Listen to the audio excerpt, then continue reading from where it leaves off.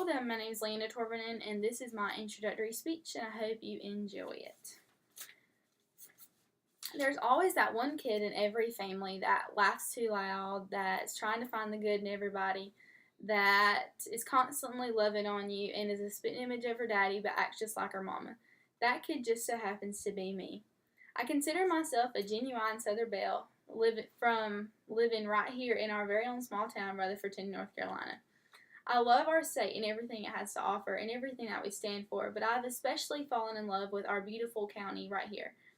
Everything in our county, we're able to experience so many different things, from being able to drive up to Lake Lure and go hiking, to be able to swim right here in our beautiful lakes, to the RA Central East Rutherford rivalry that never dies. And we cannot forget being able to eat at the greatest Mexican restaurant in the country, Mi Pueblito. These are things that allow kids today and teenagers to create memories of a lifetime, and it's especially something I will never forget from growing up here, and I can't wait to start a family of my own here one day. But living here also allows you to do things like create and experience things that you like to do in your interests and figure that out and explore what you enjoy doing as hobbies. Like, for example, me living here, I have found that I love to hike, I love to kayak, I love to paddleboard. I like to do just about anything outside with a ball, anything outside in the environment. I've also fallen in love with anything that involves a ball and a purpose. Sports has allowed me to channel my inner emotions, and it's become a really good stress reliever for me. Not only that, but it's allowed me to create bonds that I've never forgotten, especially when I played volleyball in high school. I fell in love with volleyball when I was about 13 in middle school, and I also played basketball and softball at the time.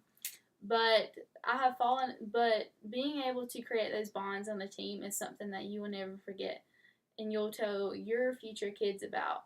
At least I know I will.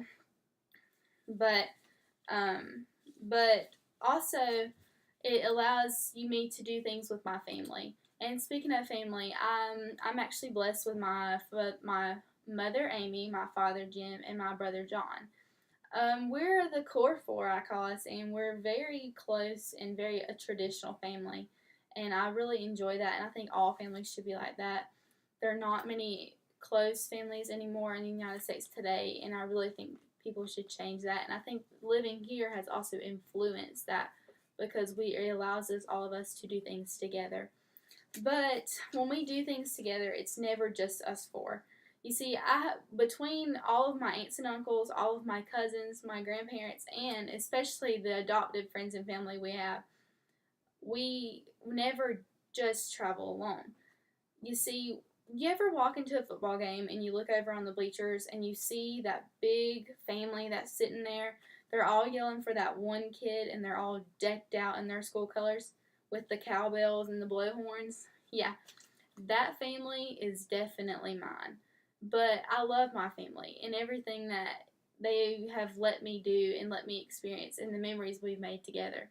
Like when we go camping together, it's a great experience, or especially when we go travel. Because me and my family, we have actually had the opportunity to travel to many different countries outside of the United States, and it's an experience I will never forget, and it's a great thing to be able to call yourself a world traveler.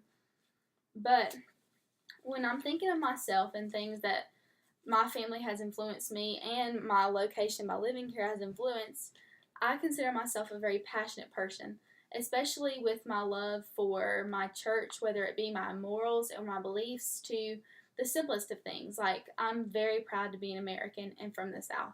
I support everything that I try to support our leaders in our country, and I support our country as a whole. But thank you so much for listening to my speech, and I hope you learned a little bit about myself.